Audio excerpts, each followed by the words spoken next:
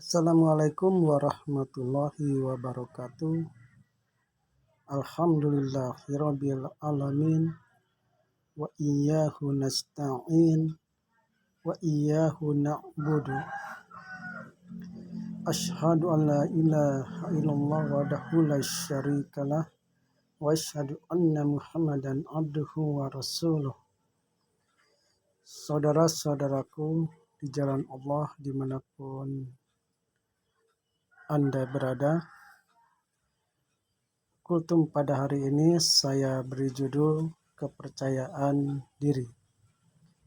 Allah berfirman di dalam surat Ar-Rum ayat ke-30, surat ke-30 ayat 26. Kepercayaannya segala makhluk yang ada di langit dan di bumi, semuanya tunduk patuh kepadanya. Fudail bin Iyad adalah seorang kekasih Allah yang rendah hati, bersahaja, tetapi juga tegas dalam menyampaikan kebenaran. Meskipun dengan seorang khalifah sekalipun, atau dengan siapapun, tanpa sedikit pun dia kehilangan kepercayaan dirinya.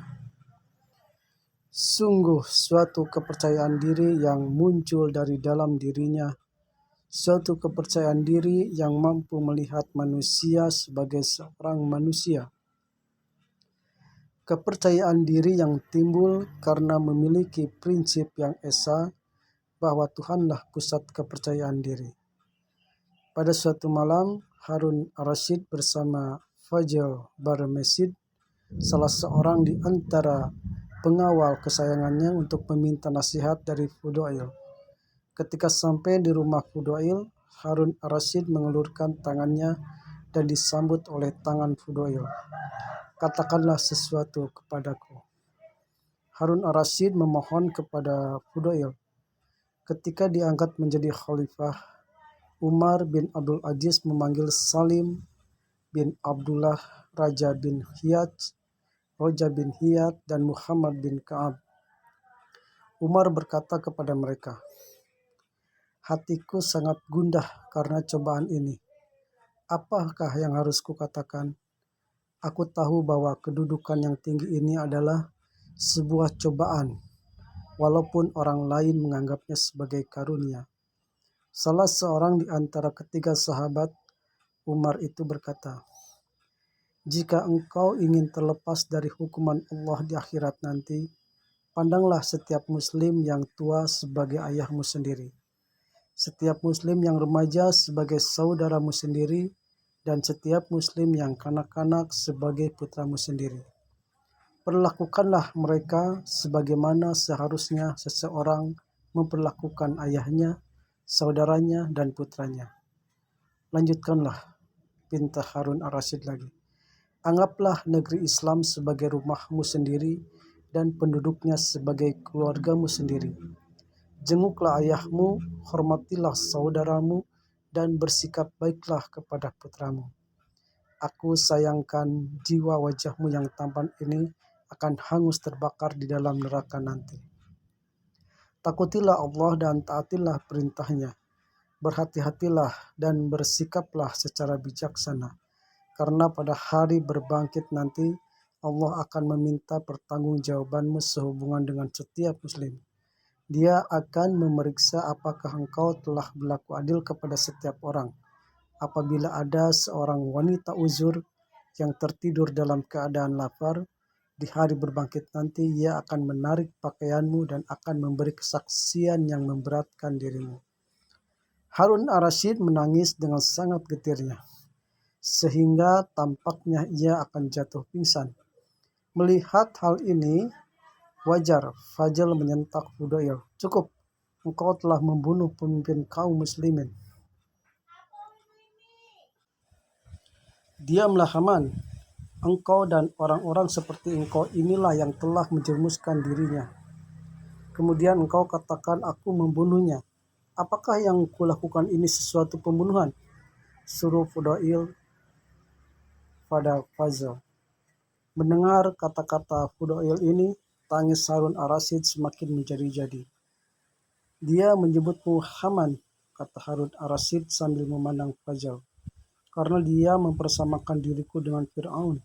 Kemudian Harun bertanya kepada Fudail, apakah engkau mempunyai utang yang belum dilunaskan? Ya, jawab Fudail, utang kepatuhan kepada Allah. Seandainya dia memaksaku untuk melunasi utang ini, celakalah aku. Fudail, yang aku maksudkan adalah utang kepada sesama manusia. Harun menegaskan, aku bersyukur kepada Allah yang telah mengaruniakan kepadaku sedemikian berlimpahnya, sehingga tidak ada keluh kesah yang harus kusampaikan kepada hamba-hambanya. Kemudian Harun ar-Rasyid menaruh sebuah kantong yang berisi 1.000 dinar di hadapan Fudail sambil berkata, ini adalah uang halal yang diwariskan ibuku. Fudail mencela, wahai pemimpin kaum muslimin, nasihat-nasihat yang kusampaikan kepadamu ternyata tidak ada gunanya. Bahkan engkau memulai lagi perbuatan salah dan mengulangi kezaliman. Perbuatan salah apa yang telah kulakukan? Tanya Harun. Aku mengajakmu ke jalan keselamatan, tetapi engkau menjerumuskanku ke dalam godaan. Bukankah hal itu suatu kesalahan? Telah kukatakan kepadamu, kembalikanlah segala sesuatu yang ada padamu kepada pemiliknya yang berhak. Namun engkau memberikannya kepada yang tidak pantas menerimanya. Percuma saja aku memberi nasihat, kata Fudail. Setelah berkata demikian, Fudail berdiri dan melemparkan uang emas itu keluar rumah. Benar-benar seorang manusia hebat. Sesungguhnya Fudail adalah seorang raja bagi umat manusia. Dia sangat belak-belakan dan dunia ini terlampau kecil dalam pandangannya. Harun ar-Rasyid berkata ketika ia meninggalkan rumah Fudail. Inilah harga diri, sebuah kepercayaan diri dan keberanian yang tinggi, sehingga dapat menimbulkan kepercayaan dari orang lain, dan miliknya apa yang di langit dan di bumi, dan kepadanya lah ibadah selama-lamanya. Mengapa kamu takut kepada selain Allah? Quran Surat An-Nahl ayat 52. Andaikan saja setiap muslim, khususnya para ulama, bisa seperti Fudail bin Iyad. Assalamualaikum warahmatullahi wabarakatuh. Sampai bertemu lagi di kultum selanjutnya, insya Allah bersama saya Diki Hermansyah.